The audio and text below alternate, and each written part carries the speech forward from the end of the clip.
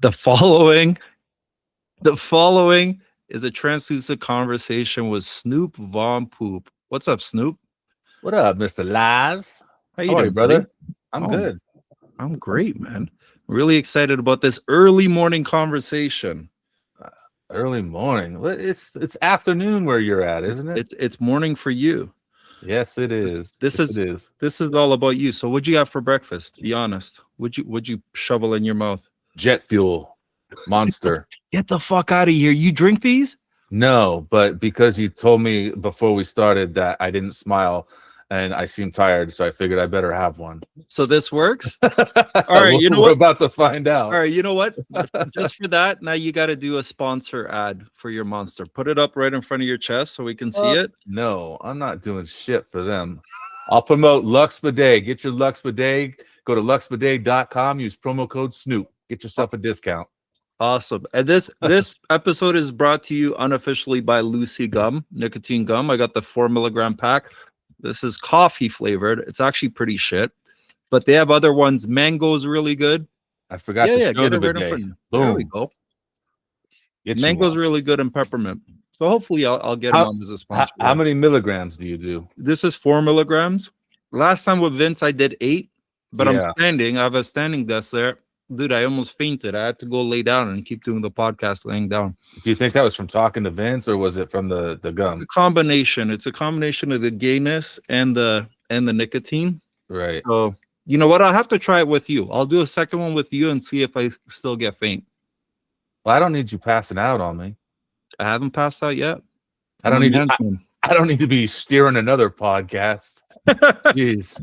All right. So let's get right to it. First of all, what's the connection with Lux Bidet? Is this like what you do? Is this your side gig? Is this a poop fascination? No, actually. So in the beginning, when I started in Xpage, long before podcasting came into the picture, El Poopy is my friend in real life. That's not the episode. He was my guest this past week.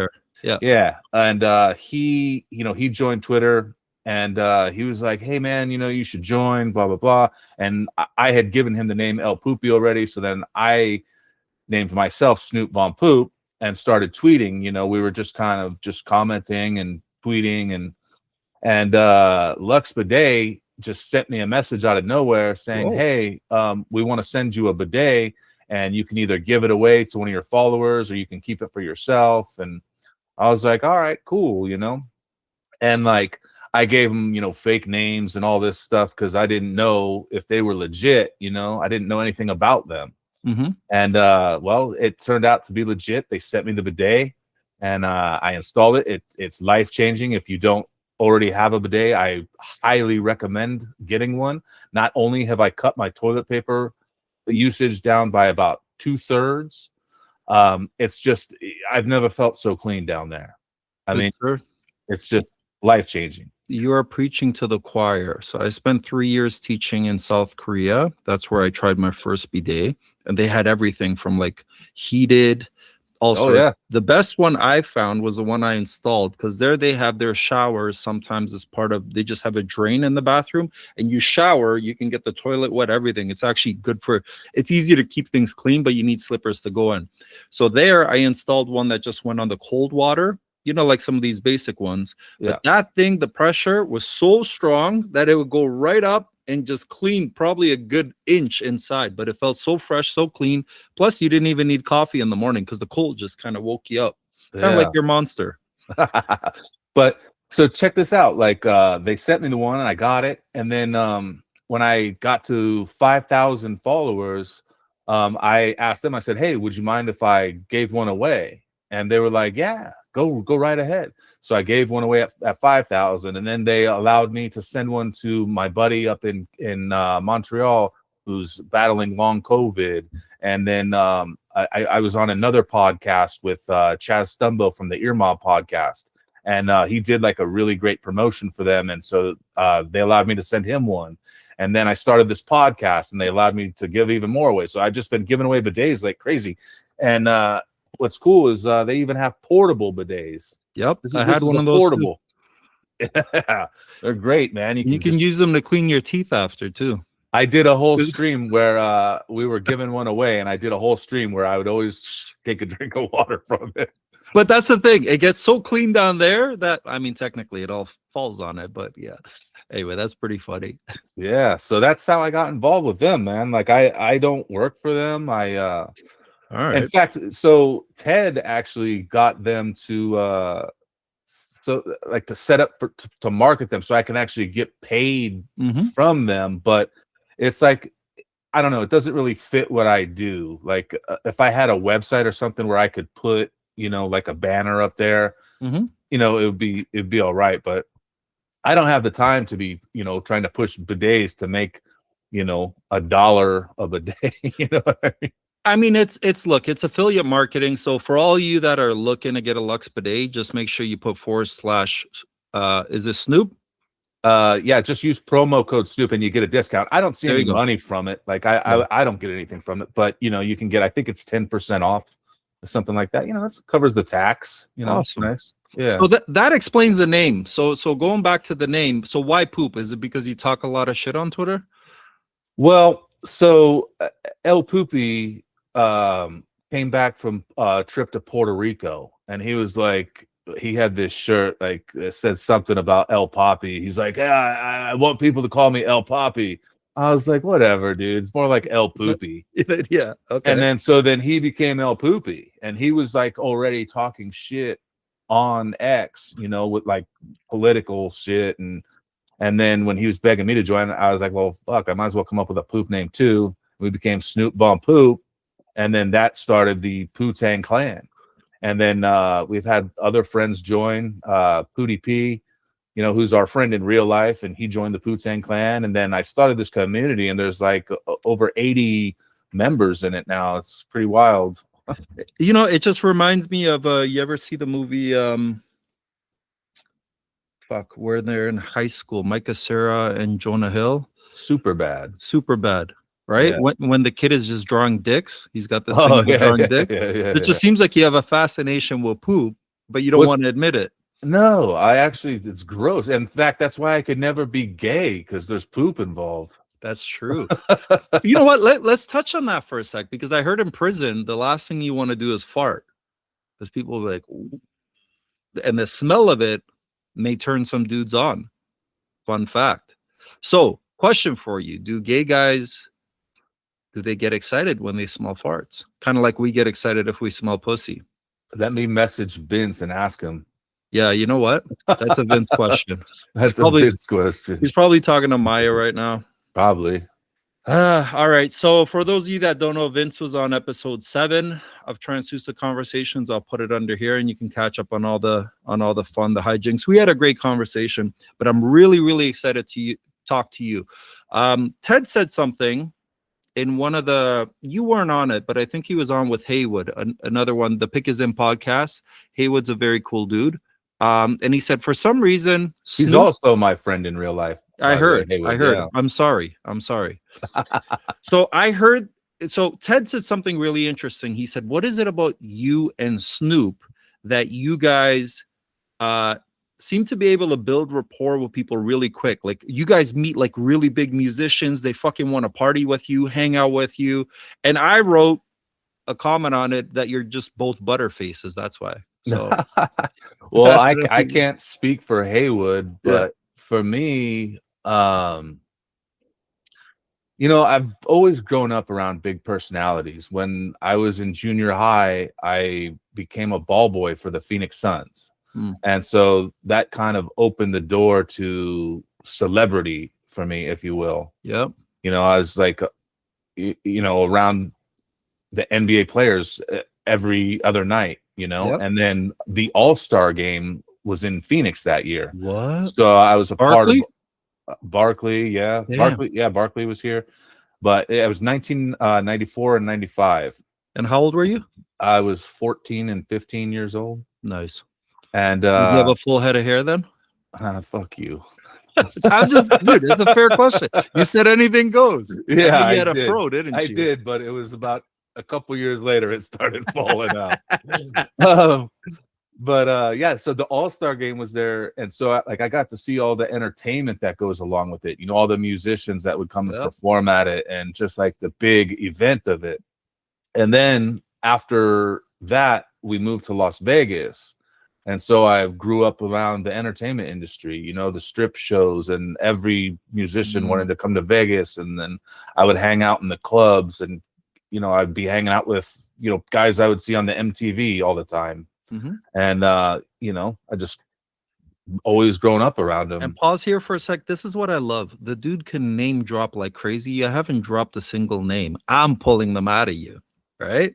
Well, and you know what? You know why? It's because, like, I don't mind talking about it like how we're talking about it right now, but like, I have friends that will like introduce me to people, be like, oh, this guy used to work for, Motley Crue. Yeah. Like, don't lead with that, because then it just like paints a picture that is just like, not exactly accurate. You know what I mean? Like, yeah, right. I did work for Vince Neil at one point, but it's not, I worked for his clothing line. It's not as glamorous as it sounds. It's not like I was, on tour with him. Dude, it looks great on a resume, but this is the thing. You are so humble. And again, I'm just going to point this out. This man is so humble. Like, you could be dropping names like crazy, and most people do, but you don't. Now, how does it feel to go from Vince to now having to work for Vince Sanat? I don't work for Vince Sanat. That's not what I heard. That's not what I heard. Okay. No, I don't work for Vince. All right, sorry. So you were around. I mean, technically, I mean, you could say I work for Ted, I guess. Can we say you work under Vince? No. Above? Equal. All right. All right. So you're around these NBA players. Is it true what they say? And these big, musicians, rock stars, I don't even know what you would call them. Some will call them legends. Is it true that some people have an aura? Could you feel their aura when you were around them? Absolutely. Some of them, yes. Others not so much. And some have a negative aura. And that's actually one of the things, like with some of the musicians, it kind of discouraged me from wanting to be a part of the music industry, because I would see how they acted. I would see them, in the dressing rooms before and after shows, and how they behaved. And it just kind of wasn't my cup of tea. But others, just definitely have that aura about them. Something stands out, and that's why they're so successful at what they do. There's something, that they've tapped into, and I think everybody's capable of it. It's just learning how to tap into it, Yeah, no, I agree with that. But some people naturally have it. Now, some people, excuse me, this is my spit cup for those that don't know. I'm such a pussy. A fancy spit cup. Right? It seems like it. Dude, it caught my eye because it had a dragon on it, and we all know dinosaurs are fake. That's like a spit goblet. Is that what they call it? It's like a spit goblet, and it's nice. It's like at first I was using it as an ashtray, but then I got a better ashtray, and then I said, you know what, this is a perfect spit cup. But I bought this, fun story. I bought it at a gas station. I think I paid like $15 for it. Then I looked underneath when I washed it the other day, and it's got $1, like our Dollarama. Fucking $4.25, man. These fuckers bought it at the dollar store and just put it in the back and sold it to plebs like me. But I got good use out of it. So speaking of aura, are you one of these dudes that you could walk into, let's say, a meeting and you can already feel the energy in the room? I think so. Yeah. Okay. Yeah. I'm one of those people that when I walk in the room, like I observe everything. I can look and tell, okay, that person's going to be a problem. That person's probably going to be cool. You know what I mean? And then, like I can read the room real fast. Yep. And I think it has to do with just like a social anxiety within me. Yep. So it's like I have to do that in order to know where I'm going to feel comfortable, So speaking of this, what are you doing tonight at 9 p.m. Eastern? Potentially up to midnight. I might potentially be watching a podcast online somewhere. Okay. So you are cordially invited. Please be ready with your sweet background, because we may pull you up, because I want to talk about this specifically. For those of you if this goes up before 9, check out Ted Logan's tweet, or on my page, it's pinned. You can vote the topic that we're going to be talking about 9 p.m. Eastern. We're starting something new. It's still a little hush hush on what we named it, but essentially it's men helping men. And I'd love to bring you up as well. There we go. Why did you tell me I was so dark last? Dude, honestly, I just thought like you just woke up. I mean, it's my first podcast of the day, man. You're drinking Monster, for God's sakes. I don't even know how to help you, dude. Like, well, see, look, 2 sips and I realized that something was off. The lighting was off. Yeah, the aura was bad. Something is off, man. But dude, first time I met you, I was on the phone booth podcast with these boys. You finally came on. I had my Vaughn Conspirator, who was on a previous episode. I got all these guys, General, on a space. You finally jumped on, and man, yeah, right away I'm like, this dude's a very cool dude. Like you're just I joke that you're autistic. But you're first of all, you're a marketing genius. The name of your podcast, every time we say here's the thing, we gotta say here's the thing podcast. Tuesdays at 6 p.m. Snoop Von Poop. Genius, dude. Your Wu-Tang Clan, can you move your head a little so we see it? Is fucking phenomenal. I love that background. I was a huge Wu-Tang fan. I actually made a clock in shop class in high school. Oh, nice. And I took so much time on it. Everybody wanted to buy it off me. I'm like, fuck no. And for some reason I lost it. But I love your marketing genius, and I love your directness and your authenticity, but you are extremely creative. Well, thank you. Can I tell you something? Yeah. Here's the thing, almost didn't happen. I wanted to call it the poop shoot, you know, like because you're shooting the shit when you talk to someone. Horrible name. Horrible name. Well, I think it's still all right. I might use it for something else. Do a poop shoot segment. This is the poop shoot segment. Sure. Yeah. But go ahead. Here's the thing, just was like something I came up with because I remember watching a podcast. I want to say it was with Whitney Cummings, you know, the comedian. Yep. She's hilarious. And she was talking to Chris D'Elia, another comedian, and He's funny but dark. Yeah, the name of his podcast is just called Congratulations. Oh, nice. And it's like something real simple, and it kind of stands out, you know, and it has nothing to do with anything really. It's just congratulations. And I was like, well, here's the thing is kind of cool because it's something everybody says in conversation, and it just like you could do so much with it. You could here's the thing with Laz, here's the thing with basketball, here's the thing with Monster energy drinks, you know, it can apply to a lot. And so it just kind of rolled off the tongue and I went with it. So you like things that roll off the tongue, huh? Do you eat Snickers upside down too? I don't eat Snickers, sorry. But if I did, I would not. All right. Fair enough. Now, just on this point, right, what the marketing ideas. So I'm a marketing guy, classically trained. I took marketing in university. Honestly, I didn't learn shit. SWOT analysis. We still joke about like a couple of things that we did with my marketing buddies, but I have one that is still a really good buddy. I had him on season 1, episode 9, Mike Peltier. So we used to test market shit, right? So jokes. Right, we would test market it, and then we would very quickly find out if it's shit. So, like your poop shoot, like the way I shot it down, that's how we'd be like, no, you got to test market that further. But poop shoot, yeah, there's definitely something there. But I love your marketing genius. What are you classically trained in? Is there something, or you're a musician?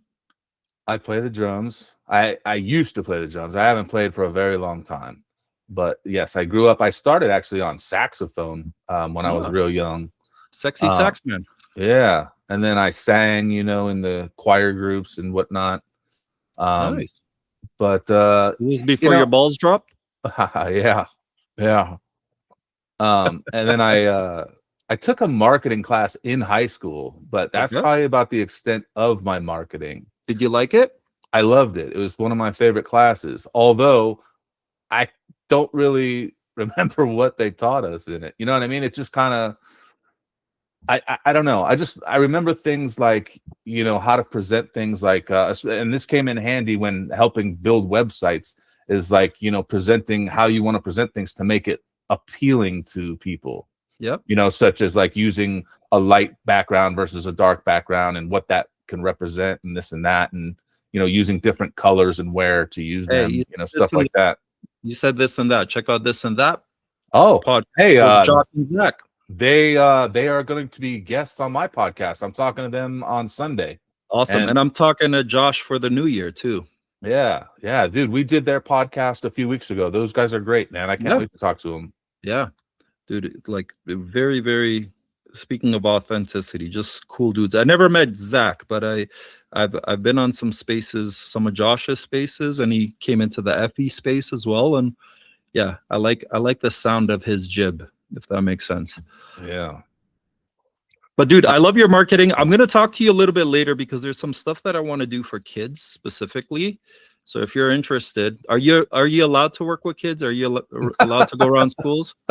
Yes. Yeah, you're okay. All right. Yeah. So it's gonna be online, but yeah. So we'll talk because honestly, dude, look, I'm not gonna say real recognizes real, but I do consider myself a marketer. I'm classically trained in that. So yeah, you definitely have it, whatever that it is. Yeah. Because even I hear you on the phone booth podcast, and just, you know, when you're clipping, for example, clipping time, like you have this comedic timing, and yeah, you're very creative, and I am really happy to have you in my circle because I feel like it raises me as well to a higher standard. Well, yeah, man, I'm glad that, you know, you're getting more involved because you know, I know there was talk about you guys doing some spaces before and doing some stuff before, and I was kind of bummed when they didn't work out, you know, because yeah, you know, and that's like you know, I had you on, we did a little bonus episode, and you know, it's a great conversation, you know, I like having you around. Yeah, and I can speak to that. So we did morning spaces for phone booth. I talked Ted into jumping on for half an hour, and we may bring them back. And we did it for about 2 weeks, and it's a great way for people on spaces to get to know you guys. I know it was really late for you, but Jonah was on there. Vince kind of, you know, he was against the spaces. He was doing his own thing, kind of live playing the piano while he would do it on EV Mux. What happened with me is I just had some family shit I had to deal with, and then I also went through an ego death, my second one in a year. An ego death? Is that what you said? Ego death? An ego death, yeah. So the problem, as I see it, when you awaken too quickly and you don't know what the fuck to do with it, is it can take you into a depression. For very basic terms, it's a depression. And it was pretty bad this time. It was 6 weeks, and like most men, I just went inward. I don't ask for help. I'm just like, okay, been there, done that. I'll see the light. The one before was 2 months. And I haven't had long ones like this since I was like 21 when it first happened, when I had a 3-month one and I thought my life was over. So with that, I had a lot of time alone to really think about stuff and what I want to do. Spaces, I love spaces, but like Ted says, they're the wild, wild west. They tend to get... I'm not a fan. Yeah, but I was using it personally, first of all, trying to help men. So I had my morning spaces, the, you know, AA, AAA, AA for awakening, right? Essentially to help men that are going through it, because I know how hard it is when you're awakening, and AA for awakening. And personally, it's a good form of therapy. You talk to like-minded people. But I also found that I would get stuck way too long. I'd be stuck in 5-6 hour spaces because it got fire to the point where I had to start using a second phone just so I could leave a phone there and let people kind of, you know, the space dwindle on its own. So it has its place. And I know even originally, you know, Flat Earth Fridays, for example, that was an amazing space. So Sacred and Flurf, I know you guys had them on before your time. They were amazing. They would run it all the way 36 hours. And for people that are just kind of questioning or curious, it's such a great thing that you could just listen to something, even play it while you sleep at night, and it's still going in the morning. And you see, hey, wait a sec, I'm not crazy. The shit that I see is not... We got Vince now for that. Exactly, right? He essentially just go to Vince Sanat. He's always streaming with his AI with a chubby because he's just... I don't know. He's turned into a simp. I swear we should do an intervention or something. This guy, I'm starting to get concerned. He needs something. So back to you, sir. So you're classically trained, let's just say, or self-trained in drums and jazz, not jazz, saxophone. Is it true that the drummers get most of the pussy in the band? Well, we do it with rhythm, you know, so I don't know. All right, let's see the guns.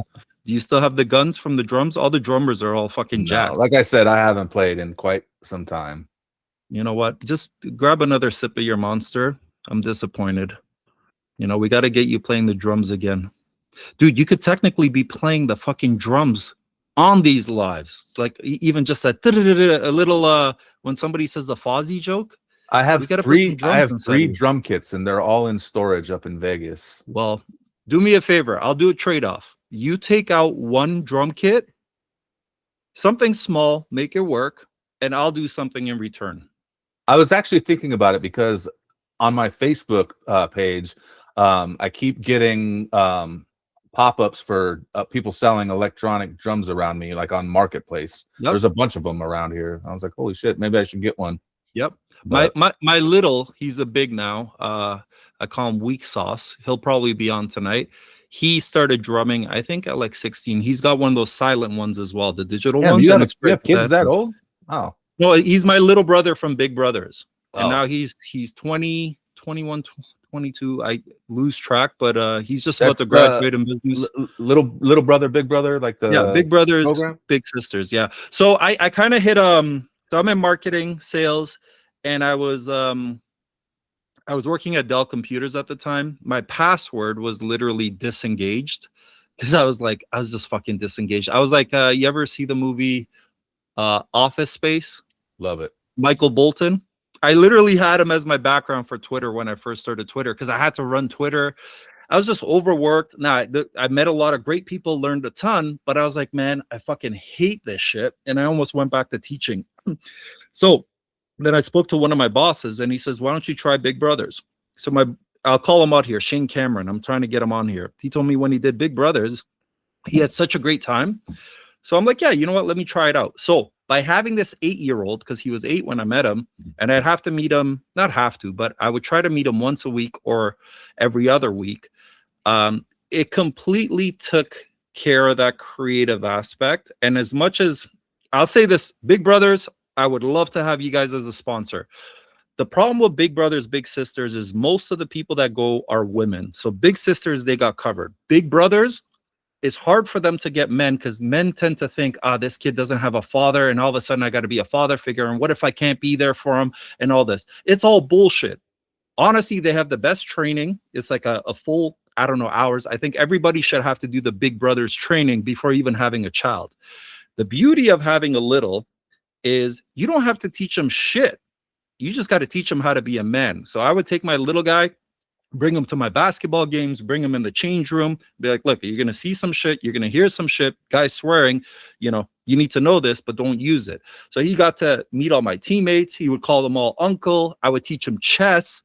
Sometimes we would play while I was warming up. I'm playing him chess on the side. I take him grocery shopping, show him, hey, this is what happens if you don't get this proper stuff on the list. You're going to get in trouble by wifey, so just teaching him kind of life shit. And honestly, he's turned into a great human being. And now I can rely on him. I just sent him a bunch of messages before this.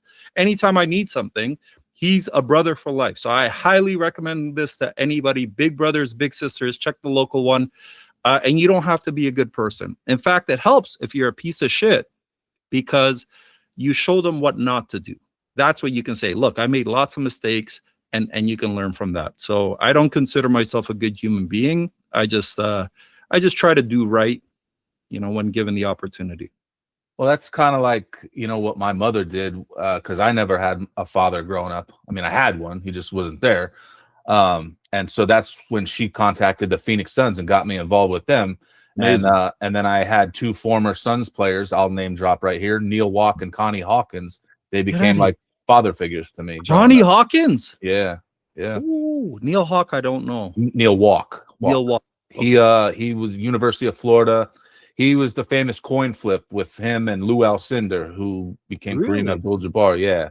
They did the famous coin flip, and Phoenix Suns lost, and so they didn't get Kareem. They got Neil Walk. Oh, fuck. That's funny. So when I met him, he was paralyzed in a wheelchair. And Jerry Colangelo, the owner of the Phoenix Suns, had made a custom van for him so that he was able to drive and whatnot. That's amazing. This is the older Colangelo, right? The father? Yeah. Okay. Yep. We had Brian Colangelo at the Raptors. He turned it all around. I met him because before I was a ball boy, I was kind of like an intern in the executive offices before I became a ball boy. So I would run around the executive offices and do anything I could to help anybody. And Brian had an office there, and so I'd help him from time to time. You know, it was interesting.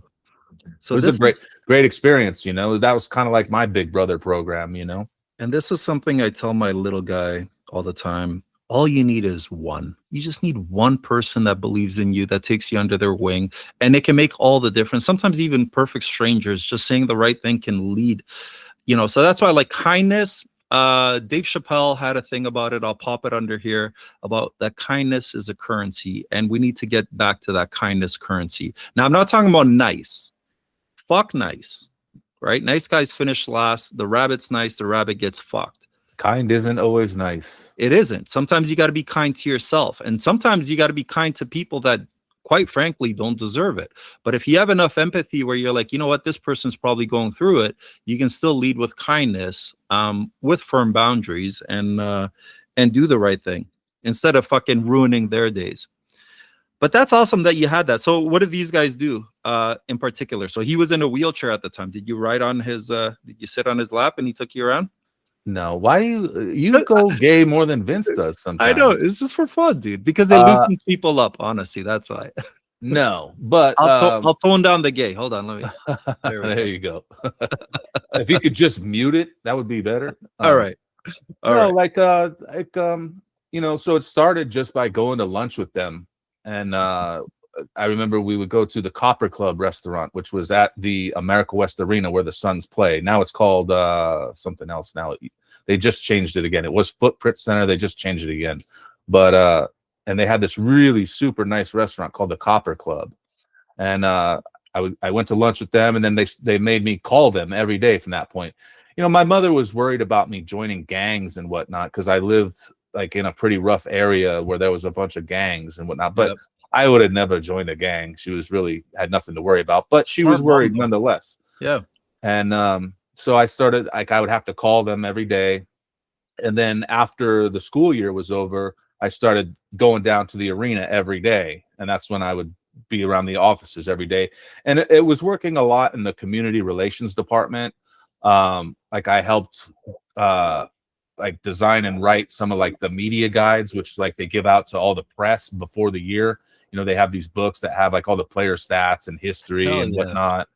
And, you know, I would just go around and anything I could do, if it was like making copies for someone or, you know, going to pick up someone's lunch for them or whatever, you know. And what was awesome is I would always get free lunch at the Copper Club restaurant. So, I mean, I was at a super nice restaurant every day getting good food. And like, I mean, it was awesome. Shout out to the Copper Club. If you're in Phoenix, it's not there anymore. It's not there anymore. Son of a bitch. All because this is back in the 90s, you know, back in the 1900s. 1900. So, but you were there when Barkley was there. So you were there as part of the Barkley used to come in and film.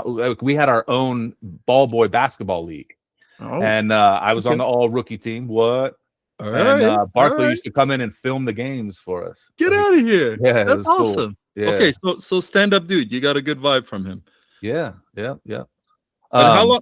But it was after the championship. The championship run was 93, you know, when they lost to the Bulls. Yep. And then I came in 94. Okay. So okay. And then soon after, I guess he went to Houston and kind of finished his. I just saw something recently about that. Again, very humble dude, tells it like it is. I love how his original commercial, you know, tied in with Big Brothers. I'm gonna pop it here when he says, "I am not a role model." Role model. Such a good commercial. Mm-hmm.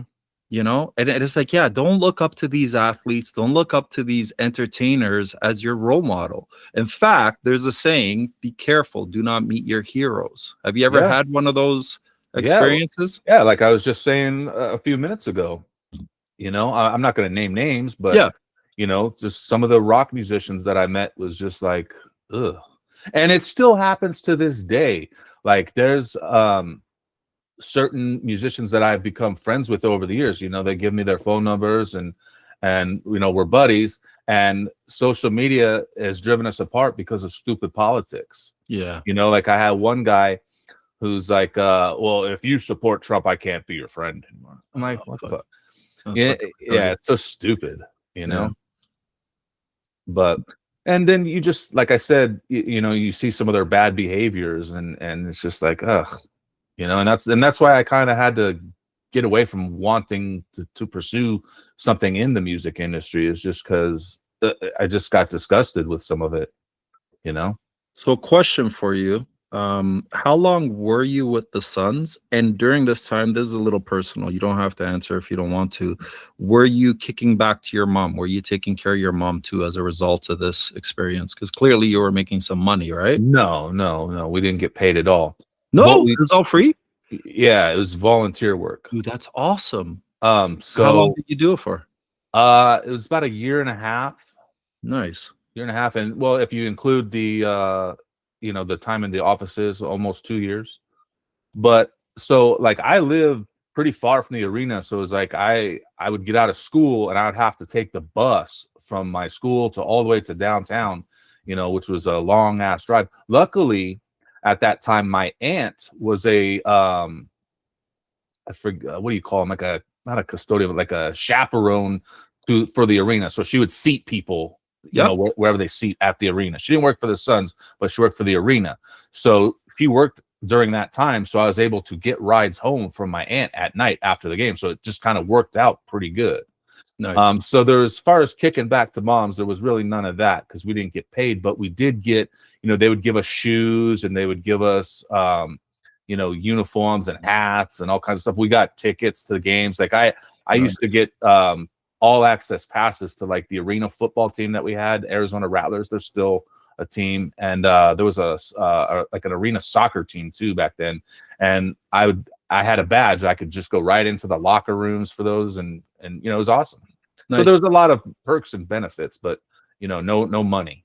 And in the ball boy league, where you were all rookie team, did you guys play on the actual Phoenix Suns court? Like the real court? Like the practice court. Okay. Yeah. Right. Did you ever get to shoot on the real court? Oh yeah. And we, you know, during the games we would rebound for the players. Yeah. You know, during the games. Did you ever hit like a half court shot or anything? Anything memorable? I mean, I led the league in 3-pointers, you know, percentage. Oh shit. But I don't know, maybe. I don't remember. Are you a lefty or a righty? Right. All right, let me see your form. Just do a shot right now. All right. All right. All right. All right. In fact, Neil Walk taught me. He said, you know, make sure you flick your wrist and look like a fag. He would say back then. Perfect. Perfect. I mean, that's the way to do it. So no, because before this, you said you're gonna bust my ass in basketball. I'm paraphrasing. So yeah, one time we will get a game, maybe horse, maybe one-on-one. We'll see. Yeah. We'll see what ailments we're dealing with at that time. Okay, so then when you finished there, what was up next for you? Finish up being a ball boy? Yeah, with the Suns. Like, what did that lead to? Well, I could have continued doing it had I not moved to Las Vegas. You know, but we moved to Las Vegas, so I had to give that up. And then you know, it was just kind of finishing high school, figuring out what to do. You know, growing up on the Strip was pretty wild. You know, we were right there when Tupac got shot. It was on my 16th birthday. Allegedly. Yeah. It's pretty wild. Have you gone down that conspiracy? What, that he's still alive? Yeah. And that he's an actor in general. Yeah, I've heard things, you know, he's alive in Cuba, stuff like that. I've never really did a deep dive and looked too far into it, but you know, I've heard the rumblings. I'll add something below. So the fittest flat earther, Tyler, claims he found him in Jurassic 5. He's that he still raps, and the guy's admitted a few times, and I don't know, it's very uncanny. I've seen a video of a dude that's about roughly the same age that he would be and has a striking similar appearance to him. You know, I mean, it's entirely possible. Entertainment. You know? I think it's more accurate that he probably is no longer with us. I mean, especially after, you know, everything that's come out with the Diddy stuff, and Keefe D finally got arrested. You know, Keefe D got arrested right down the street from where I used to live. It's funny. Like like it was crazy in Vegas, man. Like I would drive to work, and I would go down this street, and I would pass Wayne Newton's house, Mike Tyson's house, Tom Selleck, Suge Knight, you know, like all these people just on my way to work every day. It was nuts. That's awesome. Tom Selleck had the best mustache ever, man. Yeah. Montel Williams used to come into this gas station that I worked at and buy tabloid magazines. It was so funny. Really? Yeah, he would come in and like buy like the National Enquirer. And I wonder, because back in the day, those were so outlandish and so crazy. I wonder if they were used to show the truth in plain sight. I mean, if he's buying it, I mean, he was banging Kamala, wasn't he? At one point. Yeah. I heard that. But okay, so you're in Vegas, and then so how'd you get into the music scene? Just by hanging out at the clubs. Actually, it started with the radio station. Like I became friends with like some of the DJs. Like I would go down into the studio for the rock station, Comp 92.3, and I would sit in the studio with the DJs. And sometimes they would have me do like little funny bits and whatnot. And, you know, I'll just sit and hang out with them and just learn about DJing. You know, it's pretty neat. And then like they would always be having events, you know, at this club called Pinky's, which was like the big rock and roll club at the time. Yeah. And so I was underage at the time. I was, I think I was 19, you know. And but because I was always with them, you know, I always got in. You know, and then of course the club got to know me, so I could start going there without people, you know, and that's where all the musicians would hang out. You know, they would have a show somewhere in town and end up at Pinky's at some point. You know, so I got to meet everybody. And then when did you start playing the drums and the sax? Saxophone was probably 4th or 5th grade. Oh wow. Okay. Yeah, it was early, and I was fucking terrible at it, which is why I can curse on here, right? Yeah. I'm not Jonas Stormrider. So. But yeah, 4th or 5th grade, and then I was so terrible that they was like, "Why don't you play the drums?" I was like, "All right, I'd rather do that anyways." Is the sax something you might pick up again? No, you don't have a passion for it. No. I might pick up the drums again, you know, at some point, but well, I'm gonna hold you to it. Just to this point, you got 3 and you might get the digital. So the trade-off is I'll do something in return. You bring back the drums, you think of something for me to do, and we'll push each other. I want one of them silver coins, man. How do I get one of them silver coins? Fuck yeah. Are you a Trekkie? No. Son of a bitch. Let me see what I got for you. Let me see. This one's here. Here's an empty box right here. All right. We'll start with that. All right. You like flowers? I like to smoke them. You like to smoke them? Okay, let me see what I got. You like Canada? How's that? You like Canada? I love the 51st state. Okay. Do you like? Don't call us that, son of a bitch. Do you like ladybugs? Daisies? I got a ladybug daisy one here. A ladybug daisy? Right here. Oh, look at that. Let me show you. Oh, what are some Bitcoin ones that you had? Those are neat. I got a Bitcoin one. This one is already going to Admiral. I sent it to him and it got sent back because he is not he was questioning the shape of the earth. Oh, that's pretty neat. Is that a compass too? On it has it might be a compass. Maybe it's the way out. But it still has a little globe. So anyway, so this is his. I'm just holding it for when we meet in person. Shout out to Admiral. I'm going to send this to you via DM. And let me see. But I do have some Trekkie ones. I got a good one for you. All right. Now this one, the box alone. Look, it's all old and tattered. So my brother gets... Is that a representation of me, old and tattered? Yeah, it's perfect. Oh, dude, no, this one's gorgeous. Son of a bitch. Okay, this has your name all over it. The other one that I was thinking, I already gave to my little. This is a Popejoy Mint LTD Mint House. Check out this bad boy. I'm going to take it out. All right, so this has the queen on it. So you can pay allegiance to the queen. Okay. All right. And then on the other side, it has another. Let's see who that is. I think it's the queen again. And it's like a postage stamp. It's 150th, 1 penny. And it says anniversary crown penny black. But this is a silver ounce. It'll go with the king. I got the king right here. Well, this is the beauty. So you got the king. You can actually go. I went to my local jeweler. I'll call him out, Richie. Nicest guy. Still messes up my name. He calls me Latch. He's been calling me Latch for a decade, Latch, and I don't have the heart to correct him. And so that's my nickname, Latch. And so I took this 2-ounce silver bullet, and he put this prong on there for me so I can wear it. It's actually really good to wear these around your heart if you do your research about toroidal field, things like that. But yeah, this one is yours, buddy. When I come to Vegas, or if you're ever in Toronto, or if we do a reunion, I'll set this. I'm in Arizona. I don't live in Vegas anymore. Son of a bitch. All right, so if I'm ever, then you got to show me Albuquerque. You guys have really good meth down there. Albuquerque. Actually, no, I'm thinking New Mexico. I'm thinking New Mexico. See, nobody cares about your fucking states, fucking Americans. But all right, so you're in Arizona. I've never been. So it's a good excuse for me to come to Arizona. All right, but you're only getting this if you take out the fucking drums.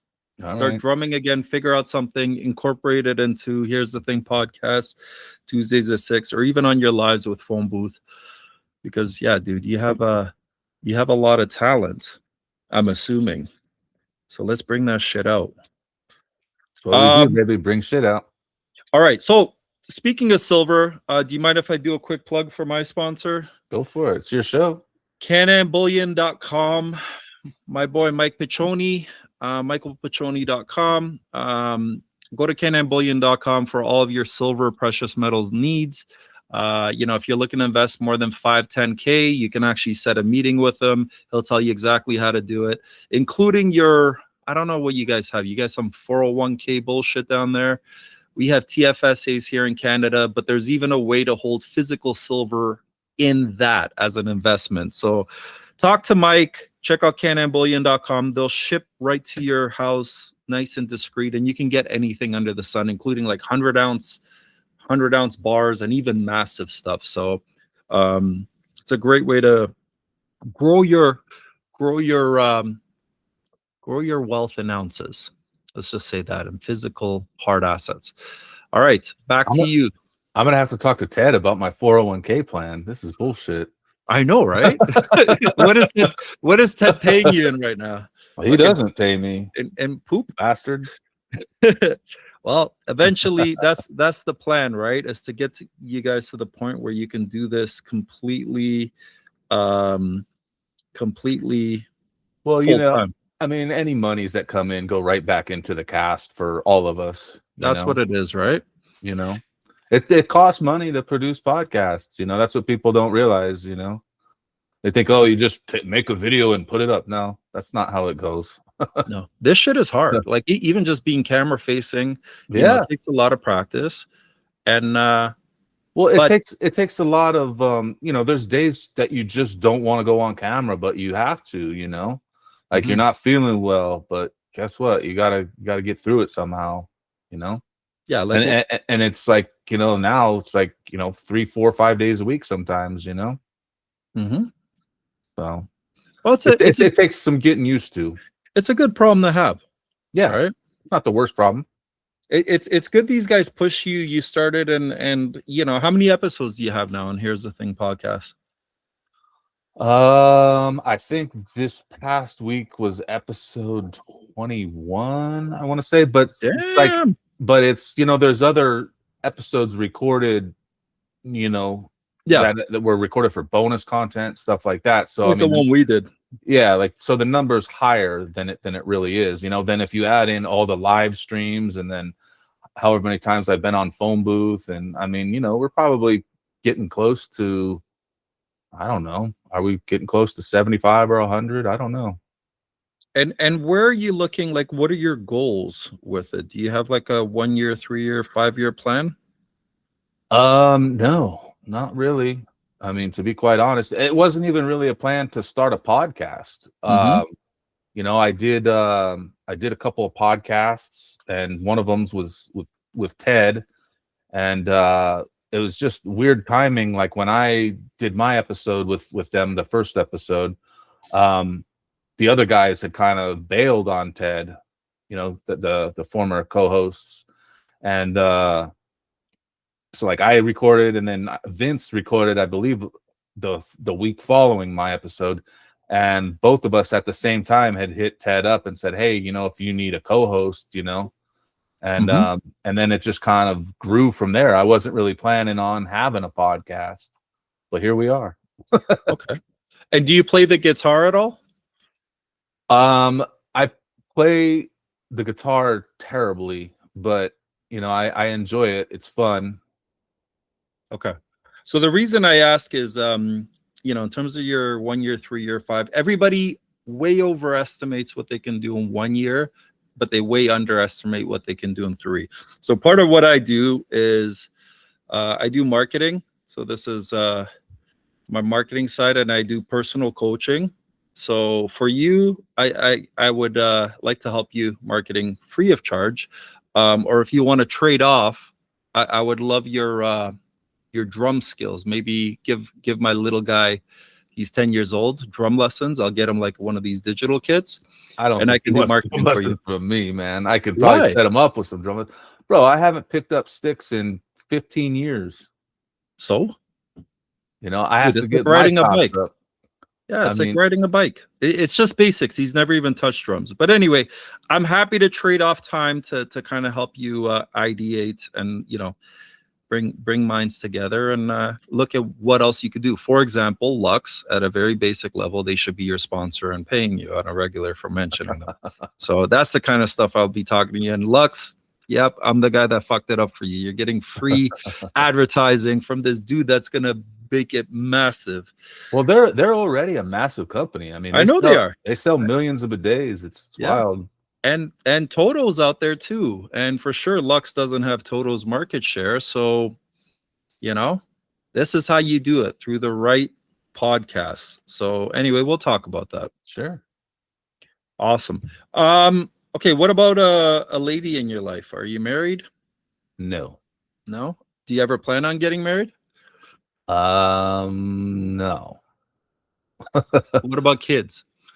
You can have them without marriage, Yeah, I when I was younger, it sounded like a cool idea, but now that I'm a little bit older, I think the ship has sailed on that one. You realize they don't come out of your vagina, right? Yeah, no, I know. Your age has nothing to do with it. I know, but I don't want to be 70 years old trying to raise a teenager. You know what I mean? Like that just doesn't sound appealing in the slightest. Yeah, but I do have a lady that I speak to, and we're seeing where this goes. So nice. Okay, so is it similar to Vince and Maya, or this is like no, this is a real human being. Real human being with feeling and emotion. Nice. Yes. Okay, that's good. That's good. All right. So in terms of your downtime, what do you do? What are your hobbies outside of podcasting? I mean, I love playing pool. Nice. There's really not too much downtime, like if I'm not podcasting, I'm trying to grow my X page. You know what I mean? Okay. Because that's started out as my bread and butter before podcasting, And you hit 10K on that, right? Yeah. Yeah. I think we're almost to 10.5, I think. Okay, that's awesome, dude. That's really good. So yeah, I mean that's part of the long-term plan too. Are you on any of the other socials? Yeah, I do Instagram. I just started a TikTok, YouTube, Rumble, Spotify, Substack, of course. But okay, and so then you blast that. I do Facebook. I have a personal Facebook page, but I don't share that with anybody. Yeah. Okay. Well, maybe one day you'll bring me in your inner circle where I can come on your Facebook. Yeah. So funny enough, this is my handle. This is like my name. Like this whole idea of doxing, I don't know. I guess I had aliases back when I was in the crypto space, but yeah. Well, it's because like when I started X, like we were just talking shit, and these political people get all crazy about it. Yeah. And that's like, after so long, I was like, dude, I gotta step away from this, and then I started just getting more into things that I'm into, comedy and sports and whatnot. I'm one of those sports nerds, Yep. not like the other guys, but so what's if you had to rank your sports in terms of professional sports, what would you rank? Basketball, football. Oh yeah? Yeah. I used to play baseball when I was younger. I liked baseball. I have a hard time watching a baseball game today, unless it's, one of the late October games when it's kind of exciting.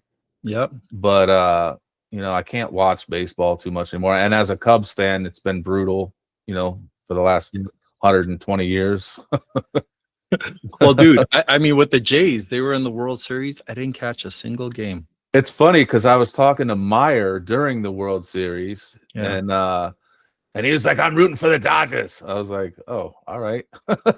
Yeah, that's funny. Yeah. I mean, I was rooting for the Jays. People were talking about about the game. I know people were always hurrying home, but I was like, man, what I did see, I'm like, there's some fuckery going around here. Like, really, the Jays should have won that. Well, but sports are rigged. You know? And I was talking with Haywood and Jonah both about this, and it's just kind of, because they have the Pick Is In podcast. Yep. And that's what, Saturdays at 11? Yep. Okay. And 11 p.m. Eastern. And I have a hard time with betting on sports because they're labeled an entertainment agency just like wrestling. So they can pick the winners of the games and it's completely legal. Now, having that type of business model is a direct conflict for betting. Why would anyone want to bet on something where the fix is in? Yep. So it's just stupid to me. And look, for those of you that don't believe this, first of all, don't use Google. Just go to your favorite AI and ask them why it's an entertainment. Go to Maya and ask her. Yeah, go to Maya or follow Haywood. The Pick Is In. And I mean, first of all, if you want to bet, you'll have better odds. You just have to be right 51% of the time, right? I suppose. If you're disciplined. But yeah, same. Back in the day, for me, it's basketball. It's always been NBA first. Back in the day, they had this thing called Pro Line, and I think it's still here. And this is when we first got the Raptors in '95, but they took it away, the betting. They said, we'll give you the NBA team, but then you can't bet on it. Yeah. Which back then, I'm actually glad because I probably would have been betting on a lot of games like a lot of young people do right now. My unsolicited advice is if you're going to bet on, assets, buy silver, right? Like just fucking put that money, buy yourself a silver coin and sit on it. Or, if you understand crypto, understand the main ones and just see how the markets move and realize that money in itself, money as they call it, is just currency. It's a form of energy. It's a current. And I have a great episode on this in episode 2 with Mike Piccioni, the guy from Cannon Bullion, where he talks about this. Silver, I really like silver a lot because gold is great, and it keeps going up. But the problem is you can't trade a gold bar for a loaf of bread if you need it. You know what I mean? So if shit does hit the fan and we're bartering with coins and stuff again, silver is a little bit more friendly because you can, trade for it, Absolutely. So when I first got into silver, it was about $32 when I bought my first. When I met Mike, it was 42 Canadian, so about $30 US. Now this is about 85 Canadian, I think 60 something for an ounce. Mike's claim, and he hasn't been wrong so far, is this is going to be worth $1,000 an ounce. Now, to your point, When it's $1,000 an ounce, unfortunately, things are going to be so expensive that it'll cost you $1,000 just to get your groceries. But if shit hits the fan, you can use this to get your groceries. Now, the alarm went off right now. I told you I'm going to give you a warning at 1 hour because this could be the shortest episode. I know you don't like long form, so you have the option right now. We can kill it right now, or we can. All right, we'll talk to you later, buddy. No, I'm just kidding. Let's go. Come on. All right, so we're going to go another half hour. I'll set the timer. That is my next shortest episode. Some of these, Timbo, I think episode 4 in season 2 took us 5 hours plus, and we could have kept going. But I told him, dude, I'm gonna get really weird the longer we go. But that was on 9/10. It was during the Charlie Kirk thing. We didn't even talk about it at the time. I'm like, but some shit happened. But that was a great conversation. So let me start the 30-minute timer. All right, so let's get to know you on a personal level. The beauty of the Trance Lucid conversation. So part of why I started this is to have a soul-to-soul conversation with people. It's a lot easier to do one-on-one. I believe most people are in a trance. The NPCs, the normies, the plebs around us, call them no-coiners, globies. But you can get them into lucid conversations and really get, I guess, open their minds. More so with guests, I try to talk about things like, people see you on all the different properties doing really cool shit, but on a personal level, for them to get to know you on a personal level, how do they get to know, what is it about you that you haven't shared in other, or that you're afraid of sharing? And I can kind of get out of you. Man, that's tough. I don't know, because I'm pretty much an open book. I mean, I share everything. I did an episode with Meyer where we talked about addiction, Oh, okay. All right. So, I mean, there's really... I'll pop that under here. Yeah, nothing I won't talk about. So I struggle with addiction in a slightly different way. I know I have an addictive personality. That's why I don't gamble. That's why I'm very disciplined in the things that I don't allow myself to do. My current addiction that and I'm working on is food, right? So fasting really helps with that. What's one addiction that you've overcome, or maybe one that you're struggling with that maybe it may help others if we talk about? I overcome heroin. Really? Awesome. Okay. How'd you do that? Well, and this is probably not the best model approach for people, is I had to move back to Las Vegas. Wow. I was living in Tucson at the time, and I moved back to Vegas to do it. In fact, heroin was actually easier for me to quit than pills were. Pills were a monster. What kind of pills? Opiates, but I would mix them too with barbiturates. What's a barbiturate?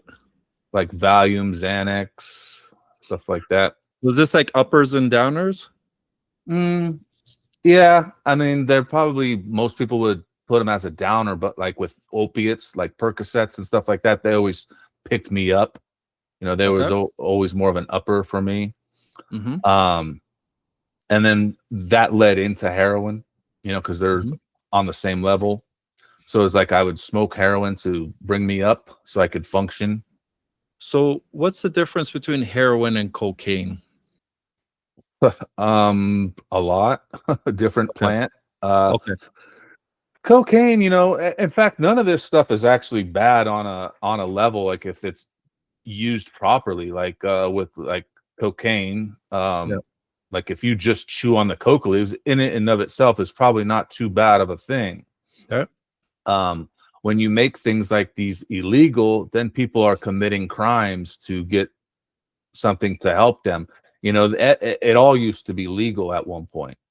Longshoremen back in the early 1900s would do heroin all the time, and that's how they functioned. You know, and if it's managed and regulated properly, it's probably not such a bad thing, but the problem is that people get strung out on things, heroin is a tough one, and a lot of people think I'm crazy, when I say things like that. Like I used to see a therapist and she thought I was insane because I would say all drugs should be legal. Yep. But I firmly believe that, take away the crime and get people help instead of making them criminals and putting them in jail is probably a much better approach. I agree with that. And just disclaimer, this is entertainment only. We're not giving health advice. Don't do drugs, kids. We're not saying drugs are good. We're saying drugs shouldn't be legalized so that the nefarious activity around drugs can be mitigated. There's a certain honesty within drugs. They work. They do what they're supposed to. Unless you have some asshole that cuts them with other things, like a lot of people are cutting coke with fentanyl today, which I don't know why you would want to do that, because they're like opposite feelings of one another. So I even saw here in Canada now they sell these kits. I'm not sure if this is for heroin specifically, but I guess this kit that like can help save somebody's life. Narcan. Yeah. Okay, so heroin. So you went to Vegas. Is this because you didn't have access to it, or you were able to keep more busy, or? Yeah, I had a job opportunity. So, and I credit my friend, shout out to Brandon Powers. He opened a bar in Vegas. So I was working in the bar industry, which is another, I don't recommend this for getting help. But he opened the world famous Golden Tiki Bar. This is an amazing place. You can give it a Google. It's just it's like Golden Tiki. Yeah, it's a trip, this bar. But and I had a place to live. I moved in with an old roommate of mine, and so it was a fairly easy transition for me. But things didn't work out. I wasn't making the kind of money I needed to after about 6 or 7 months. So then I ended up moving back to Arizona to be closer to family. And I actually relapsed once when I came back to Arizona. I was living in the Phoenix area, and I went all the way to Tucson to score because I knew I could get it in Tucson. I didn't know people in Phoenix that messed around with it. So, it's about a 2.5 hour drive, and I went down there, scored, came back. And crazy enough, I was talking to a friend of mine, and she asked me to go to a meeting with her, like an AA meeting. And I thought that it was for me. I didn't know she had her own little problem going on. So we went there, and I saw another famous musician. I don't know if I should say his name or not, but I credit him with saving me, because if I hadn't met him that day, I don't know where I would be as far as my recovery goes. But I bawled my eyes out to him, and this guy's a world famous Grammy winning musician. Wow. And he gave me his number, and I started calling him and talking to him, and it just kept me on the right path. And I've been clean for 10 years now. Let's see, where are we at? 25, almost 10 years. You know what? In a couple months, it'll be 10 years. Say his name. It's a positive thing. Well, David Ellison from the band Megadeth.